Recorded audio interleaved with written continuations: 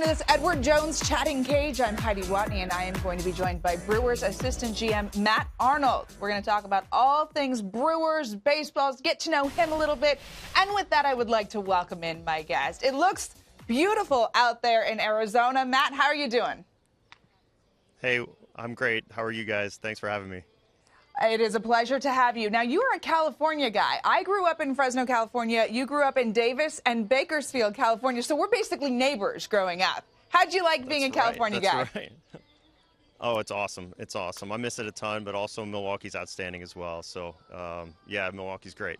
So are you like an In-N-Out guy or like a Milwaukee sausage guy? Which one? You got to give it to us. I like both. You can't miss with either one. I mean, I love In-N-Out. I've hit it a few times out here, but the sausage in Milwaukee's outstanding too. So I'm good with either one. Oh, you're just gonna keep everybody happy with that. All right, Brewers assistant GM since 2015. You're the former Rays director of player personnel. You've worked for the Dodgers, the Rangers, the Reds. You've had all kinds of different hats in the baseball world, and that's really how baseball front offices work. But when people say assistant GM, they think that you're just there, like, you know, standing next to David Stearns and, like, you know, holding his coffee. So what do you actually do with the Brewers? Let folks know. That's a good question. Yeah, I mean, I wear a lot of different hats. I think every day it's sort of being involved with every different department. I would say it's helping organize and work with every director that we have. I've helped functionally oversee all of our departments and make sure everything's running smoothly, and trust of our directors to do a great job. We have a really great staff kind of across the board, and we've developed a lot of different programs and processes that we're really proud of. So there's certainly a lot of stuff that happens every day, and it keeps it a lot of fun.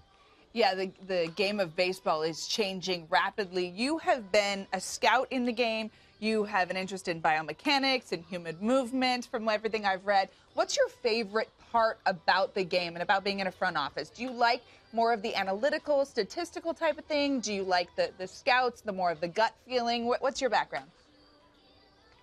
Good question. Yeah, I mean, I love all of it. Honestly, it's just a new challenge every day, and something that we look forward to every day. You wake up and there's something new, whether it's under, like you said, some of the sports science wing, or if it's scouting or analytics.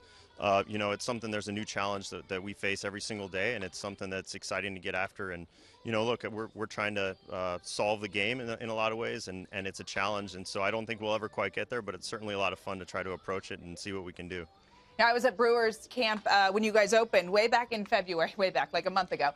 And I asked Craig Counsell about the Wade Miley rule. Everything's being debated this offseason about how many batters does a pitcher have to face and how many innings does he have to go. And really, you guys kind of changed the way people view baseball a lot with that postseason with Wade Miley, the bait and switch there against the Dodgers.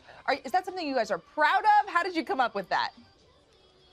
Look, it's something, yeah, I mean, we try to, you know, like I said earlier, it's something that we try to look at the game a little bit differently every day, and we try to find competitive advantages, and where those exist, we're going to do our best to try to exploit those. You know, I don't think we're trying to reinvent the wheel here. I think a number of different teams are exploring these types of things and ways to deploy their pitching, and it's something we'll continue to explore here throughout this season and potentially in the future as well. Yeah, people are going to know it's coming this time, though. The element of surprise is gone. All right. After last season, you guys almost went to the World Series. That Game 7 of the NLCS was just such a great game. What's the vibe been like in camp this year, coming off of that high? Yeah, it's been outstanding. I mean, look, we certainly celebrate. We've had a chance a little bit to reflect on what we did last year, and we're certainly proud of that. At the same time, I think everybody knows that we fell a game short of the World Series, and that's where we want to be, and that's our hope this year. So, you know, we've had a chance to reflect a little bit and on our great season last year, but looking forward, I mean, our clubhouse is very hungry, and I think we have a feeling, I think, in there of some unfinished business, really, and there's a lot of people in the clubhouse that are ready to go for 2019, so we're certainly excited about that. What about a guy like Christian Yelich, an MVP, such a great year? Does he walk around with like a little more swagger in the clubhouse? Christian's the same guy since the day I certainly met him, and he's one of the best people I've ever been around, you know, as well as a great player. So he carries a big leadership torch in our clubhouse along with a number of other guys, and had a wonderful season last year. But he's the same guy that I've met since day one, which is really a big credit to him. Yeah, he is a great guy from every time I've interviewed him as well. Mike Moustakas, another great guy. He's a guy you guys brought back kind of later this offseason, and you're moving him to second base, a position he hasn't really played before. do you have trepidation when you're signing a guy and saying, hey, I know you're a third baseman, but we want to keep Travis Shaw there, so we're going to move you over to second? How does that process go? It's a good question. Yeah, I mean, we spent some time with Moose, I think, throughout the offseason and had those conversations with him, and it was something that he was very open to. And also, look, I mean, you see what Travis Shaw did at second base last year. He could certainly go back there and do it as well. And as defenses start to evolve and you see players starting to move around, you'll see players on the right side of second base. And so, we feel good about just the versatility with those types of guys. And Travis Shaw was a great teammate with that last year. He felt like it was a little bit better for him to be at third base, and Mike Moustakas was ready to step up and play at second base. So it's a great combination that we're very fortunate to have. And it's a very good point. With all the shifts these days, everyone's playing out of position. You have to be able to play anywhere on the diamond. Your pitching staff, your starting pitching, you've gone through some injuries over the last couple of years, and a big loss for you guys last year was Jimmy Nelson. What's his status? So Jimmy's come along great. I'm sure you guys may have seen his last outing, and he's come along incredibly well. The first day, when he pitched out here was just really a pretty magical moment for our entire dugout to be on its feet, cheering him and the entire crowd here on their feet, just welcoming him back. And hopefully he can get back to what he was in 2017. He was one of the best pitchers in the National League, and we're excited about his progress to this point. He's been outstanding. We're gonna kind of take it slow a little bit with him, make sure he's built up, ready to go. But so far, so good with Jimmy Nelson. Yeah, you want him in those important innings at the end of the season, right? Absolutely. So what about the rest of your starting pitching staff? A lot of people said this offseason that was kind of a weakness for you guys, that you guys needed to add another starting pitcher. How do you feel about this group?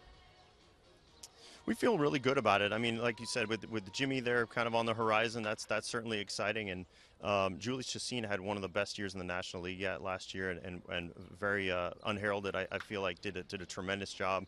We had three young guys in Woodruff, Burns, and Peralta step up last year that we expect meaningful contributions from this year. So we're certainly excited about them and what they showed us a little bit at the end of last season. So that's certainly exciting to give those guys a chance to go. And then obviously Zach Davies, with tremendous experience, incredible command, ability to fill out our rotation there. And look, we know we're going to get contributions for a number of different guys. Chase Anderson, we know will contribute here as well, and then Jimmy on the horizon. So look, we feel really good about our starting pitching options at this point. And you guys are really creative with it. Matt, guess what? We have a fan on Facebook that has a question for you. Take it away. Hi. So my question for you is, what was it like when you guys signed Christian Yelich last year? It was outstanding. We were thrilled to get Christian Yelich. It was something that we certainly didn't anticipate was going to come our way, and through a lot of conversations that happened over several months, honestly, that really came together. But yeah, we were certainly high-fiving when that trade came together, and obviously it's worked out great to this point, and we're excited to have him within our organization for the next several years. All right, thank you to that fan. That was wonderful. We have a Twitter question for you from Raging Bulls Baseball, and the question is there at the bottom of our screen. In light of Corey Knebel's injury, when should we expect to officially hear that we are signing Craig Kimbrell, today or tomorrow? Putting you on the spot here. That's a good question. Look, we're not going to comment on any of the rumors that are out there. I think. Honestly, we feel really good about our depth here, and look, Corey is his status is still kind of up in the air in some ways, but he also missed some time last year, and we had several guys step up in our bullpen, and we feel really good about our strength there with our bullpen, and we saw last year that it was something that was a big strength of ours. We went out and augmented this bullpen, with guys like Alex Claudio. A number of different guys, in camp, like Taylor Williams and Jacob Barnes and Jake Petrishka, guys like that have certainly stepped up that, will challenge, obviously, the other guys at the back end. So we feel really good about our depth in the bullpen at this point, and, so far, so good.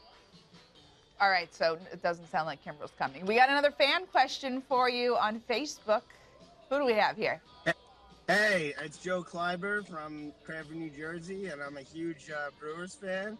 And I would like to ask, and Packers. And I would like to ask, what is Craig Counsell's favorite part of the job? That was tough to hear. Sorry. Could you say it a little louder? Sorry about that. Yeah, sorry. What is Craig Counsell's favorite part of his job?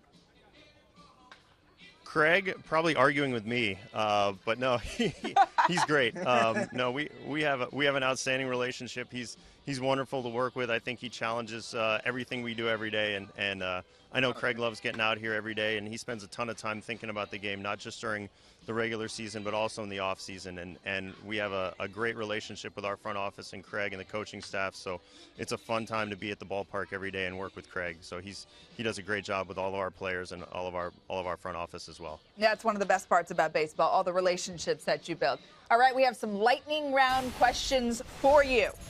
These are the really hard-hitting questions. I hope you're ready for it. What is your favorite sport other than baseball? Gosh, I guess I would say the NBA. I would give it. The Bucks right now in Milwaukee are pretty exciting, and so we do spend time following the Milwaukee Bucks, and they've been a great team to watch so far this year. So we're pulling for them in the playoffs. All right, the Brewer with the best sense of humor. Who's the funny guy in the clubhouse? Oh my gosh, we have so many funny guys. That's a good question. I would say Jesus Aguilar might be a sneaky one of the funniest guys around in camp. He's tremendous, a jokester, likes to play a lot of pranks. He's a lot of fun. I would say he might be the leader, or he's certainly up at the top of the leaderboard. So we can tell with his hemming it up for the cameras. All right, if you could make one change in baseball, one change, what would it be? Oh my gosh, good question. Just one. Wow. I mean, I love the game. I'm kind of a baseball purist, to be honest with you. I'm not sure if there's anything. I love the game the way it is. And look, I think there are ways potentially to maybe cut down the game times a little bit, for fans. But I wouldn't want it to interrupt the integrity of the game. But certainly I think if there are ways to cut down the time, that might be something to consider. Do you have a top suggestion on how to do that? I would say maybe keeping batters in the batter's box would be an interesting idea. There are a number of different things that we're talking about with pitch clocks, but just maybe enforcing the batter's box rule, I think, would be something interesting to investigate. All right. What is your least favorite baseball tradition? A lot of traditions in baseball. And you can't take out the sausage race. It's not allowed. Yeah, that's a good one. Gosh, my least favorite. There are so many good ones. Man, I love the seventh inning stretch. There's so many good things about that. I mean, that's part of the game, right? Is all the tradition involved. So I'm not sure I'd change anything with the traditions at this point. You are a purist. Okay, you said you're a fan of the NBA. What about NC2A? Since March Madness is in full swing here, you got a pick for the favorite? Are you watching it all? I didn't fill out a bracket this year for a long time. We have one of our guys in the office, Carl Muller, that does a great job for us, and he's a Purdue graduate, so I'm pulling for Purdue, to be honest, just for Carl. All right, thank you so much. Matt Arnold, assistant GM for the Milwaukee Brewers. We appreciate you joining us here on the Edward Jones Chatting Cage. Enjoy the rest of spring. Thanks for having me. All right, you've been watching the Edward Jones Chatting Cage. I'm Heidi Watney. We'll see you next time.